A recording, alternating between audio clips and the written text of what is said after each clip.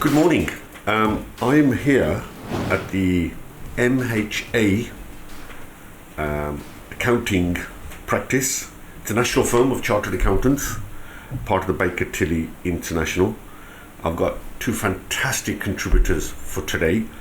Chris Barlow, good morning to you both, partner and COO of the firm's Midlands region, and also heads up, as you would imagine in the West Midlands, the manufacturing and engineering sector. I've never understood tax, so it's good to have you, Neil, here, Neil Berry, tax partner from the other side of the Midlands, which is the East Midlands, Leicester office. Thank you both for joining us. We thought last week was momentous because we had the most significant budget in generations, or certainly a generation. I thought it'd be great for our listeners and our viewers, because this is obviously on YouTube as well, to understand the implications and ramifications of what was announced last Wednesday. So let's just go back to the election in July. The manifestos came out. Labour made the following comments. We will be the most pro-business government. Our main focus will be on growing the economy. We will not raise income tax, VAT and national insurance for working people, which is an interesting phrase in itself. And above all, we will bring, they said, stability. The budget came out last week, 30th of October. In it, they said this is now a decade of national renewal. We are thinking long-term rather than short-term. They unleashed arguably one of the most significant budgets, 50 billion on infrastructure, 22.6 billion on NHS increase, an increase of 2.3 billion for schools, paid for by business, or 14 billion in taxes, largely by business, 32 billion of borrowing, making 72 in total. Spent as follows: 47 billion on current spending, so today spending, and 25 billion on capital. Interesting then, so commentators have said the least hit appear to be minimum wage workers, state pensions, carers, drivers and drinkers. The hardest hit are families, companies, workers, investors, farmers, landlords, private jet owners, that was an interesting one, non-doms, private equity bosses, private school pupils. So people arguing it's progressive taxation, the long list, but for workers some would argue it's regressive. The claim from the Labour Party is there was no alternative. Reaction has been mixed. Generally, business have not been happy. IMF endorsed it. Mario Draghi said Europe, interesting, can learn fiscal lessons from the UK. So, it was on the eve of Halloween. They claimed it was a multi-billion hole in the economy, had to be fixed. So, Chris, what's been, you're a leading firm of accountants, you have a big client base nationally, east and west, but nationally. What's been the initial reaction of business? I suppose two things really. Firstly, there was so much dropped before the budget that actually there's a feeling that it wasn't quite as bad in certain areas than it could have been. On the other hand, I think there's an element of disbelief from business in some regards, and there's a fair number of anti-business sentiment in there that with the impacts to BADR, so when you try and sell your business through capital gains tax, if you look at the inheritance tax position, if you look at minimum wage, if you look at the impact of national insurance, all those things combined, and as you said earlier in your introduction, business is paying for it. Which is interesting because they're meant to be pro-business. Yeah. Neil, what did you think? I mean, you're from the East Midlands. I said demographic, probably the similar type of businesses, or different? Similar in many ways. I think having spoken to a few clients over the last sort of week or so, I think, as Chris says, disbelief in some of the measures that they've introduced. Some of the thinking probably lacks a lot of clarity from the government, lacks a sort of decisive vision on where they're going with tax policy and the country. And I think really many of them are looking at this going, well, how do we reshape the business now going forward, certainly in terms of long-term employment, who are they going to be employing, what does that person look like, skills, but also will they be employing as many people, and what does the future hold for them? Are they better now to pass the business on, sell up, move away, so there's a lot of questions, I think, that are going to come out as we see more detail over the next few months about some of these decisions, this tax policy that Labour have adopted, and I think that'll have a massive impact on probably what business looks like in 2 to 3 years' time. Chris, you said quite a lot of it had been leaked. So quite a bit of it, we'd heard about the national insurance. There was mention of VAT for schools and even the inheritance tax, and the non-DOMs was definitely. So what surprised you then, if they'd been dropping all of these things and they had then messaged it? So I came to on Monday, 2 days before the election, 2 days before the budget, Keir Starmer came to Birmingham, and I was in the audience, and the only people allowed to ask the questions were the media. There was about, I don't know how many, virtually every media partner was there. They were all there. So it seemed another opportunity to drop more messages, to manage the expectations. So what surprised you then? I think, firstly, the double hit impact of national insurance, dropping the threshold and increasing the rate. I think there's a big hit there. And again, you used the phrase earlier that they wanted to protect working people. Well, I'm not sure that that's actually going to help working people. I think businesses are going to take a view on this and question mark, what will the pay increases be like going forward? I think that's something that will be a big consideration. And the second thing, I think we were discussing earlier, weren't we, is the IHT elements of that, and that surprised me. Yeah, that surprised me too. I think the changes to business property relief and agricultural property relief, that was a huge surprise, and I think a step backwards rather than a step forwards there for sure. If you look back in time, there was a reason why we ended up with the reliefs that we did have. So to remove them, or partially remove them now, really does seem a backward step. And I think will ultimately hurt businesses, because business owners are going to have to realign their expectations and realign their thought processes behind how they pass on the family business. I know the East and West is largely seen as industrial, but there was a big outcry from the farming community around inheritance, actually really, really annoyed. What are the implications there for inheritance tax there? Oh, huge. I mean, I do quite a lot of work with the agricultural sector, and I think farmers for since the late 70s, early 80s have had a very clear understanding of being able to pass on the family farm. That now has been called into question. Farmland's an illiquid asset. A lot of these farming businesses don't have a lot of cash. If they're suddenly forced to find, even 50, 100,000 for inheritance tax purposes, that's a big ask. The other thing I would sort of look at is how the Labour government have arrived at their view on what an average size farm is. As you travel further across in the East Midlands, a lot of the farms are relatively sizable grain farms, mixed farming, and it will have a huge impact if farmers are having to go out and raise, or the next generation having to raise funds to pay for inheritance tax. You could see land being sold off, farms being diminished, and if there's a series of deaths, in which case, where there's brothers in partnership, let's say, you could see multiple points of taxation coming to the fore, which will ultimately see those businesses disappear. But of course, the government would argue, I think was it 75% of arable businesses won't be affected. That's the claim. Chris, you talked about potentially in subsequent years workers not having their salaries or bonuses go up.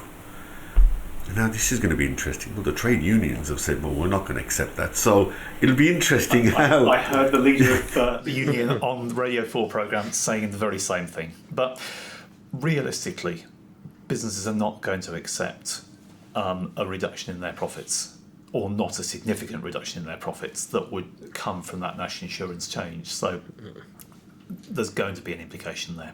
And it's twofold, isn't it? It's not just family businesses. The PLC environment, for instance, expects, or the investors demand, a return on that investment. Yeah. If that's being cut because of tax cuts, well, somebody's got to lose out, and it's probably not going to be the investors, it will be the employees. Yeah. And I think that allied to that is they talk about crowding in, crowding out. But if investment then goes down because you're paying more in tax, then you are crowding out private sector investment. So moving on to CGT. So we've sort of looked at the national insurance bit, which looks a bit gloomy, and some seems to counter what the Tories did when they dropped the national insurance. Labour have gone the other way. CGT then, what did you make of that then, Neil? I think not as bad as they thought it would be. not as bad as what it could have been, Yeah. but equally not great. Raising CGT rates for the entrepreneur, for the business asset disposal relief, going up to 14%, 18% in another year's time, but not matched with any incentive for the entrepreneurs, i.e. we're at £1 million at that lower rate at the moment. I thought it could have gone up, put it to 5 million, because if they stall the mergers and acquisitions market in the country, it's a huge driver of tax receipts, in terms of generating those sales, generating wealth for people. If that stalls, we could be in for a bit of a tough time ahead. For me, it was a bit of a surprise, and I'm not sure it's there's no incentive there for smaller businesses to look at exiting in that manner in the near future. I agree, and it's back on that point that they talked about growth, didn't they? And where is the incentive to grow as part of that? No, I think it's a strange move, that one. Yeah, it probably lacks long-term planning, because business owners, entrepreneurs are building businesses for the future. There's no incentive there for me to see why an entrepreneur would look to build a solid, stable business that can sort of go across generations. That it's going to be quick exits and probably taking their money in different directions. Yeah. And of course, if you want to build sustainable businesses long term to encourage entrepreneurship, they've got to balance risk and reward, and that's what you're sort of saying has been taken out of the equation. Stamp duty. What did you make of stamp duty? Stamp duty was not a huge surprise for me. It's probably the easy picking. People of Britain like property. They always have done, so they're always going to buy property. It just makes it more expensive, but that in some cases may actually see property prices take a little bit of a dip off the back of that, because probably people will negotiate better purchase prices to fit within budgets. So again, it may raise taxes, but it may not do a huge amount for the wealth of the individuals or for the country. Interestingly, they said because of all these ramifications, landlords are pulling out. So if landlords are pulling out, the implication is there's fewer of them around to dominate, fewer of them, and therefore rents might go up.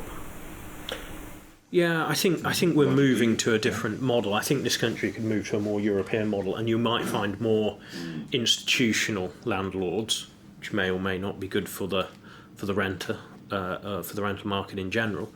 So you might see that come to the fore. Might mean better housing stock, but then equally, what do you do with the existing housing stock, which is already in play? And you could actually see, with the rule changes, I think you could see quite an exodus of landlords from that market. And is that what they're trying to drive? Possibly, yeah. I think it possibly is. Yeah. VAT. So, we talk about, I suppose ideology seems to come into it. That's what people are shouting. The VAT on schools and VAT generally, because they had potential to increase VAT on everything. Yeah. I think the schools was well telegraphed, wasn't Yes. it? We knew what was coming there. Some interesting movements, I think, in terms of those who perhaps went early on there, and whether there'll be implications of anti-forestalling legislation as part of that. But I think we knew what was coming with schools. The interesting thing I've seen there, though, is, of course, allowing them to register for VAT has a double implication. So it means they can go backwards and claim their repairs. That's right.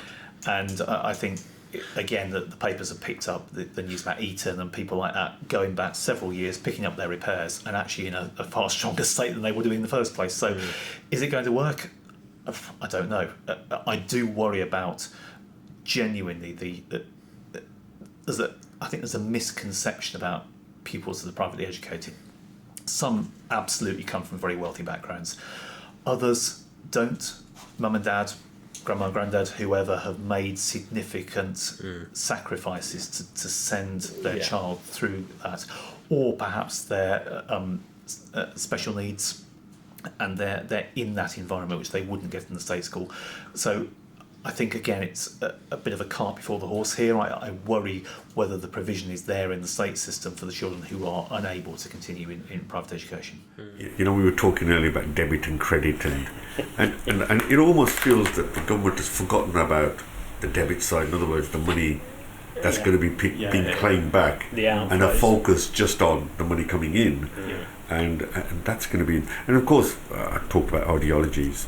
Some people have commented that you're removing aspiration, and you're removing people wanting to do better than. I think as well there is an element, so just on the school fees, not necessarily just with the VAT, but with the school fees, you arguably are defining elitism a lot more by removing a swathe of society who have chosen to, as Chris says, give up a huge amount to send children, grandchildren to these schools where, you know, they may have been lost in a state education situation. So I think it's a degree of short-sightedness, again, a lack of clarity in thinking.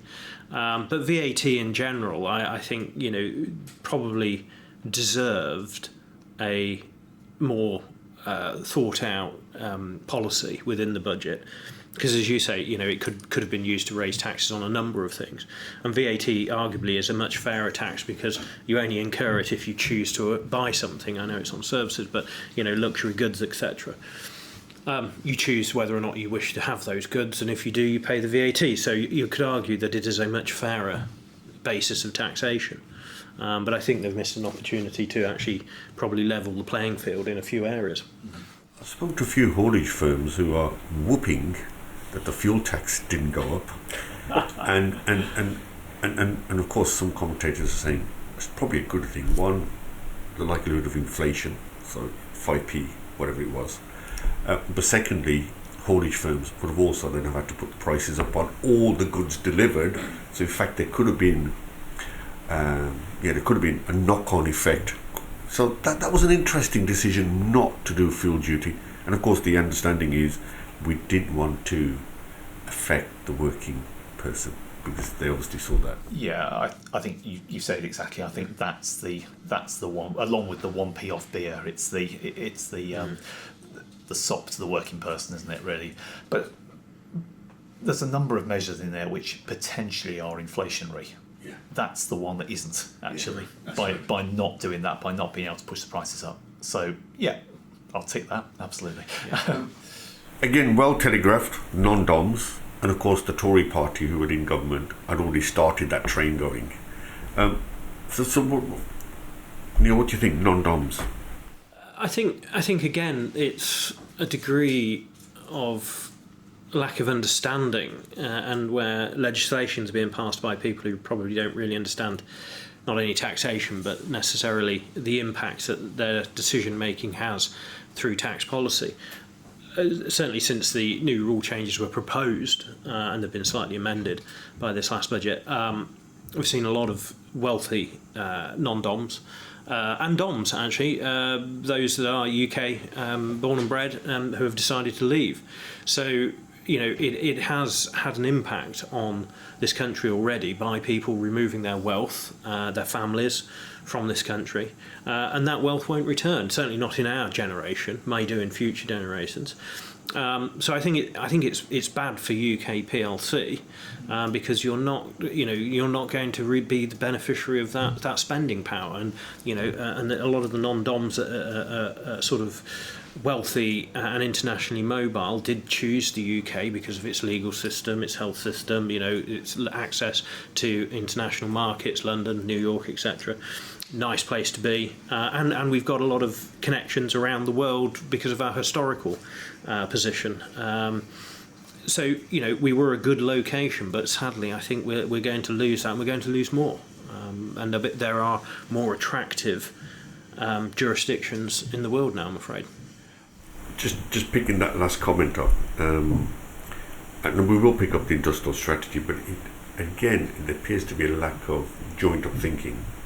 Yes. If you want to attract inward investment and inward talent from around the globe, then that's part of the equation. So you do wonder, we will come to industrial strategy in a few minutes, but you do wonder again, there's a lack of joined-up thinking. Is to what extent do you want inward investment? Where should it come from? What sectors are we looking for? So yeah, it's an interesting one. And I think on that, because the world has become a smaller place, certainly over the last sort of 2 decades, the ability for businesses to locate themselves not necessarily in the UK but do business with the UK is much more prevalent. So the likes of of Ireland, of mainland Europe, etc. And you can see families, businesses, large corporates locating themselves in jurisdictions that work for them.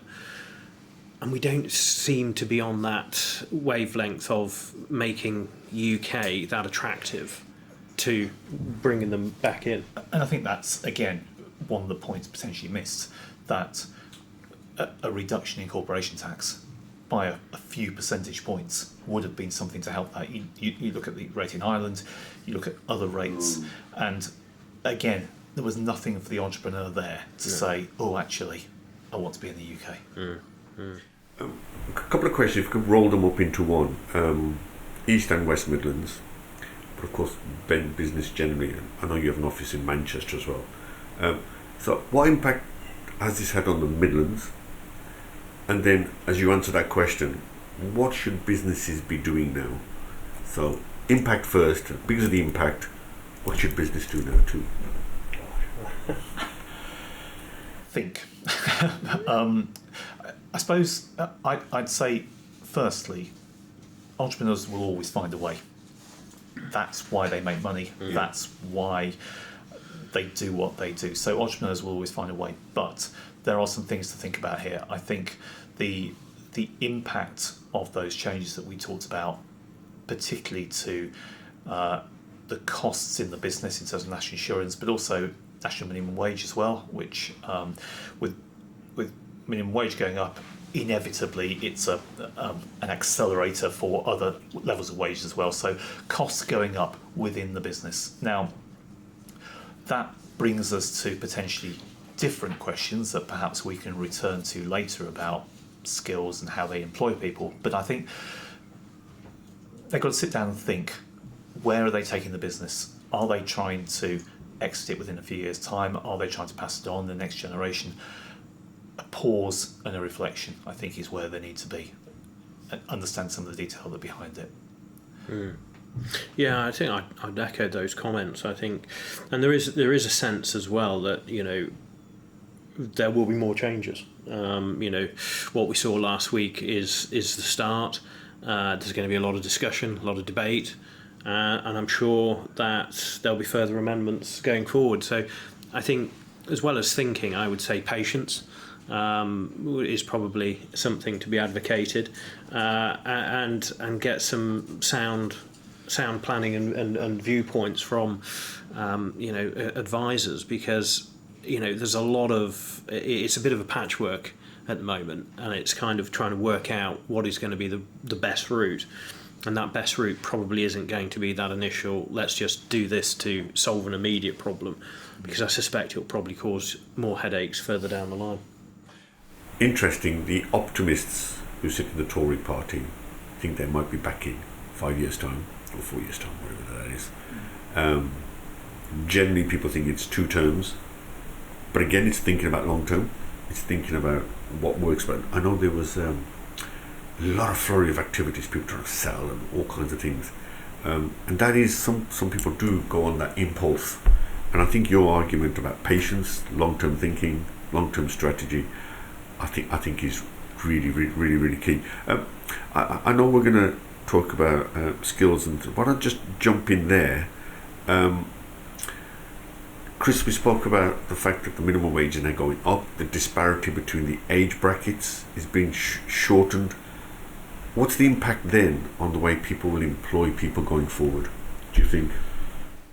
Well, if I was to be a cynic, why would you employ a 16-year-old?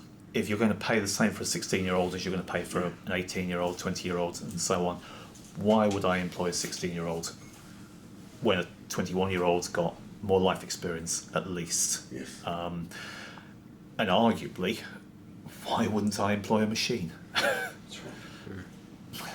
Yeah.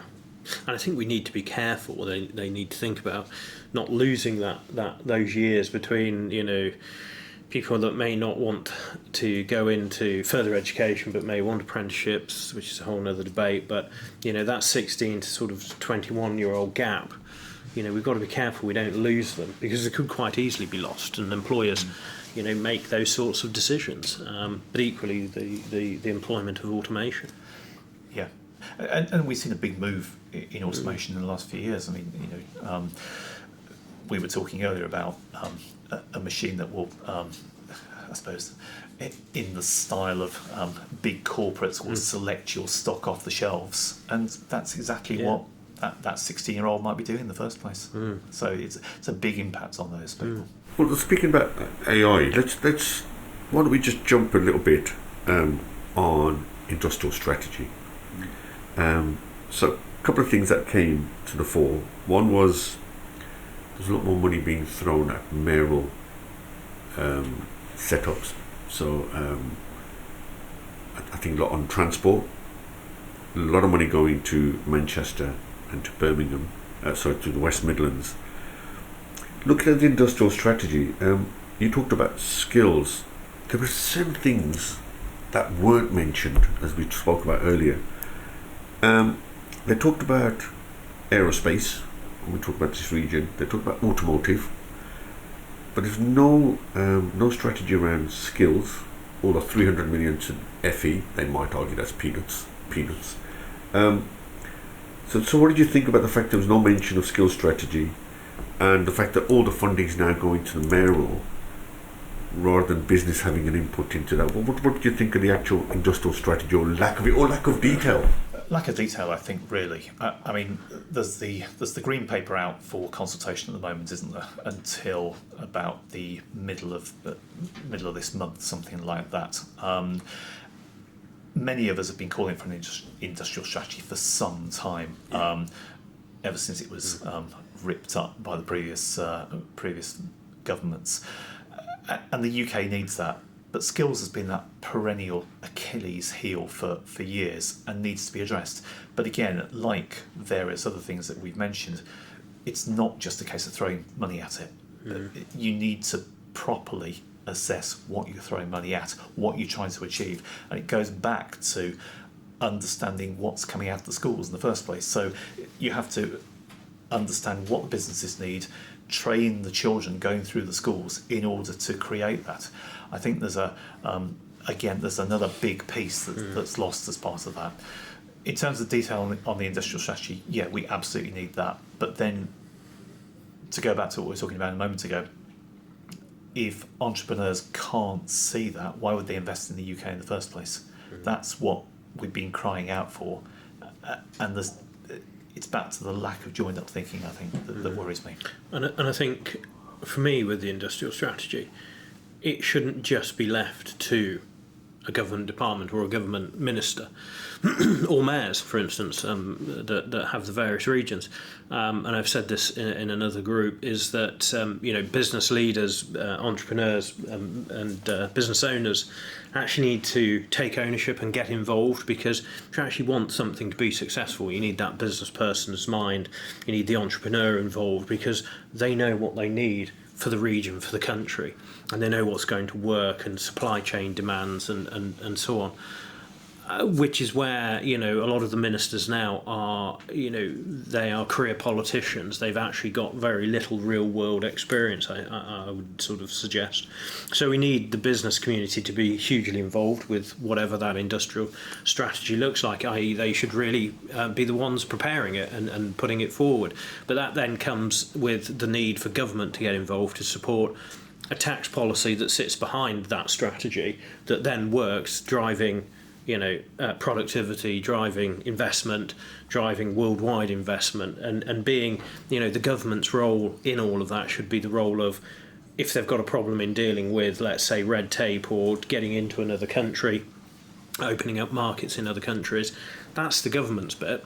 That's where they should get involved, but actually bring it back down to grassroots level. The local business communities need to come together and go, this top line strategy is this, and this is how we're going to implement it for the Midlands, for the North West, the North East, the South, London, etc., Scotland, Wales with their own. So I don't think one strategy, it can be the overarching strategy, but it cannot be too defined for the country. Well, again, as it stands at the moment, they're missing out the SMEs, aren't they? Yeah. It's led by Microsoft. There's various, I think, it's building societies wanting an input now in terms of the industrial strategy.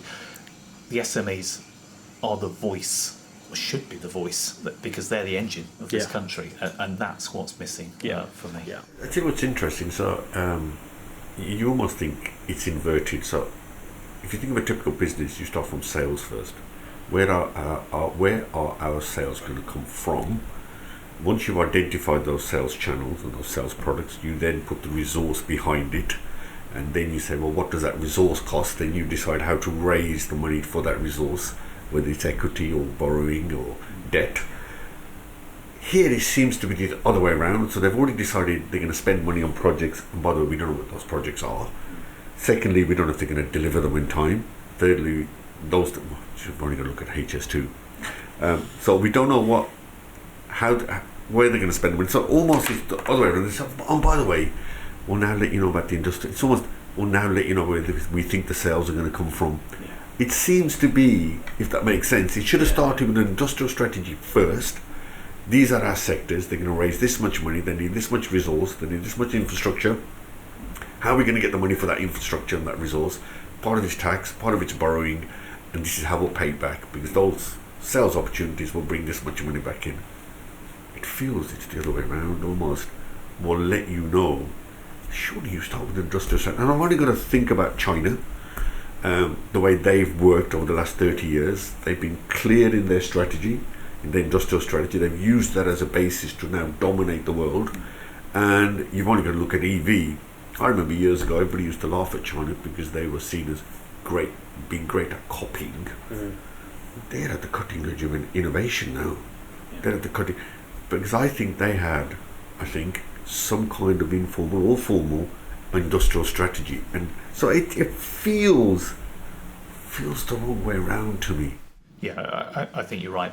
And what business has been crying out for is that stability. I was just thinking that. That's the only stability we got was continuity in corporation tax, continuity in R&D, which doesn't really work for SMEs, and continuity in capital allowances, which does work, in fairness. Yeah. What did you make of it? Actually, I'll give one positive though. One was really great on the infrastructure. They're taking HS2 into Euston. Otherwise, that was a white elephant. Absolutely. So I think that was a really good. Chris, what did you think about the lack of mention? We talked about aerospace and automotive. The lack of mention of advanced manufacturing. Is that typical of the ignorance of SMEs and ignorance of business? I think so, yeah. I think, again, it's a lack of joined-up thinking as to what actually powers the UK. manufacturing is absolutely key. We've seen the stats, and to miss out something like advanced manufacturing is. Well, two observations. We obviously haven't learned from COVID when we had no products because we had to try and import them. And secondly, if Trump gets in and the world becomes a lot more nationalistic and the barriers and the borders go up and the tariffs go up, it's going to cost a lot more money to keep importing stuff. So if we can produce it here, that would be great. Just a quick point generally about taxation, Neil. There didn't appear to be a taxation strategy as part of the industrial strategy. In other words, how can we then? Well, what did you make of that? I think it's not unsurprising. We seem to have been lacking as a country in terms of a tax strategy, a tax policy, shall we say, for a good number of years. And generally, tax seems to be rather influenced by the government of the day, which is never a good thing. You could liken it to the Bank of England having the responsibility for the interest rate. It might be sensible that tax policy are carved away from the government. You need people that understand A, business, and B, tax, and actually understand the way in which the world is working nowadays. But I think it is apparent that if we do have an industrial strategy, the tax strategy, if there is one, is not aligned. And certainly not been thought about in terms of investment, our footprint in the international markets, how we interact with our neighbours. America, you mentioned, what's going to happen there, but China, but other emerging economies, South American economies, how we're going to interact with Asia, for instance. So there's an awful lot that has been missed out. We talked about them wanting to do more with EV and aerospace, but where's the R&D strategy that follows that? Because our R&D really, as Chris said, it's not particularly fit for purpose, is it? It's in a bit of a disarray. So we seem to be lacking, again, any real clarity and vision, and it's always we're putting a sticking plaster on to appease voters or just to appease a manifesto, when actually somebody really needs to sit down, get a hold of it, and really have a good look at what it is we're doing. They've spoken about a tax law rewrite probably for the last 20 years. It's never happened. I think they've had a stab at various bits of it. But we're now left with a legislative framework that is so vast and complicated that it can't really be fit for purpose, and it can't match up with the way the way in which the world is moving. Everyone talks about the impact of AI and automation. You look at our framework, our tax framework, and we're still lacking. We're still lagging behind in bringing a lot of it up to date. We're still very much dominated by legislation that was written 20, 30 years ago, which has long since passed its sell-by date, so to speak. And then you've got a framework sat behind that in the court system, etc., through our disputes. It can take years to actually get clarity again, which can't be good for business. There's a school of thought that with AI and things being done by robots and things being automated, that we as human beings, the sort of more mundane jobs will be taken off us. Robots will do it. That gives us more time, freedom time, to actually go and enjoy leisure. But leisure means going out and eating and enjoying yourself and entertainment. We know the high street's in trouble. We know that. We see it. And yet, going back to industrial strategy, there seems to have been no understanding of hospitality. And in fact, there's been an outcry of all the measures. Business rates have never been, and in fact, they've gone up now for hospitality. I mean, that you talked about the fact that we've never sorted out the tax. I mean, business rates is something equally they've never sorted out. Yeah, I think, the challenge with business rates is, again, a lack of forethought. So we've got potentially the cliff edge being smoothed out, so that rather than what was going to happen, they're now going to double rather than quadruple. So okay, we'll take a small element of that. But again, is business rates fit for purpose? Well, not if you look around the high street, not if you look around the hospitality industry, which has never really recovered from COVID as part of that. And quite where that goes, when you then add on everything we talked about earlier in terms of wage increases and national insurance, I fear for hospitality businesses, quite honestly. Again, lack of joined up thinking about. Yeah, lack of joined up thinking, lack of vision, lack of clarity, and it's all too often around political sort of one-upmanship, really, and really this is where I sort of look at the budgets of not just last week but years gone by. It is budgeting for voters to buy votes, win votes, and that's not right. We need to move past that and have budgets set for growth for the country's benefit, not just selection of society. But also mindful of the fact that budgets may have worked for the country in their current format probably 30, 40, 50 years ago, when the world was very much country by country. But as I said, the world is a much smaller place now, and you're not just competing with the Northwest or the Southeast. We're competing with your Chinas, your Americas. And that's where that strategy needs to be very clear.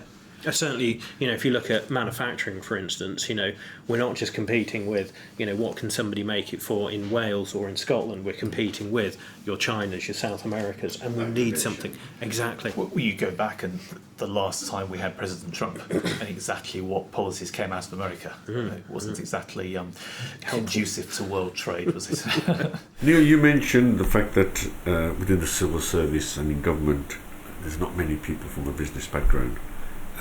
1 in 20 start a business, so generally population 1 in 20. I wonder how many one of those 1 in 20s sit in government or in the civil service. I wonder how many of them. And just to give you an example of it, so we've talked about the lack of understanding what for us is how they're going to increase productivity. Interesting, they're throwing £22 billion at the NHS, but no detail on how they're going to increase productivity. They're giving £100 million, not billions, million, to GB Energy. So this argument that they want to decarbonise doesn't seem to marry up. And of course, the problem with throwing money at things is how many projects actually are there to invest in. And even if they highlighted and spotted those projects, how many of them will come out on time with the right results? So I think a lot more detail to come in. And interestingly, you'll know this, but because of the taxation, you're better off being self-employed now than being employed. On 50 grand, you're better off by 5,000 by being self-employed. Yeah, and it doesn't surprise me. I haven't done the exact figures, but that doesn't surprise me. But I think it comes back to the point of, businesses with the NI increase may well look to engage more with subcontractors and farm the work out. So I suspect we may well see much more of that, and probably business owners deciding, did they take money by way of salary or dividend? Yeah, and it's reversing what happened a few years ago. You go back to a number of years now, but you have Gordon Brown as Chancellor, and the incentive was to incorporate everything in sight. And you're now going back the other way. Yeah. But yeah, you're absolutely right. The changes to national insurance, almost certainly, it's pulling owners and shareholders away from salary and into dividends. Yeah, and it may lead to an increase in.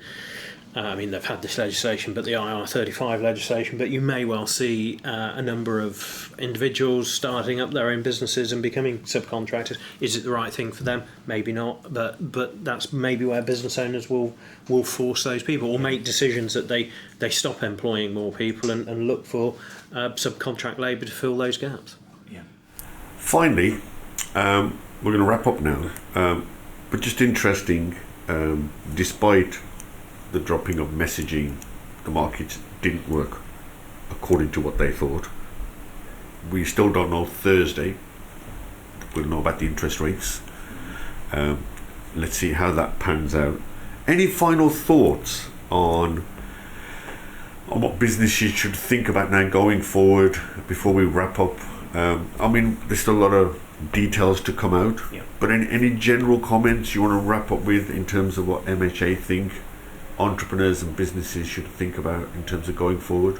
I think it's back to what we said earlier. I think it's taking a brief chance to think about what the new landscape looks like, to have a conversation with advisors, to think about what your objectives are, and then to redraft those plans. Yeah, definitely. And I think, you know, there will be opportunities in amongst all of the detail. They're yet to be found, yet to be sort of scrutinised in any detail. But yeah, I think I would advocate against rushing into doing something now which may prove to be difficult to unpick in, let's say, 12, 24 months' time. You know, there will be a lot of debate over the measures that have been put forward. Equally, they may get watered down, they may get reversed. We just don't know. I'm not suggesting they will get reversed, but I do think there will be plenty of debate that may see changes in the future. I think, Chris, you nailed it earlier on when you said finally that entrepreneurs and businesses always find a way around it. I mean, we've had the mother of all crises of the last decade. Got to go back to Brexit 2016, that cost up upheaval. Then we had COVID. That was a real problem. After COVID, we had inflation because of Ukraine, cost of living, money's been tight, spent a fortune during COVID. So the black hole sort of makes sense. We can all argue the size of the black hole. But I think I would say to entrepreneurs, keep the good fight. There's always, every morning we get up, there's always the sun outside. And I think what's really essential, and I say this, surround yourself with people that can help you navigate the long-term picture. And I'm talking about people like yourselves, your experts you keep behind you, the people who understand the nuances of the complexity of the world we operate in. And so thank you very much for a brilliant analysis. Thank you very much, both of you, Neil and Chris, both from the Midlands, East and West. But I think most of what we said today is applicable around the country. And I think for entrepreneurs, just keep going. For business people, just keep going. The glass is always half full rather than half empty. So listen, I know, Neil, you've got to dash off. And Chris, thank you for your time. And thank you both very much. And I look forward to airing this and seeing what people think. Well, the content we've just delivered. But thank you very much again. Thank you. Yeah, thank you.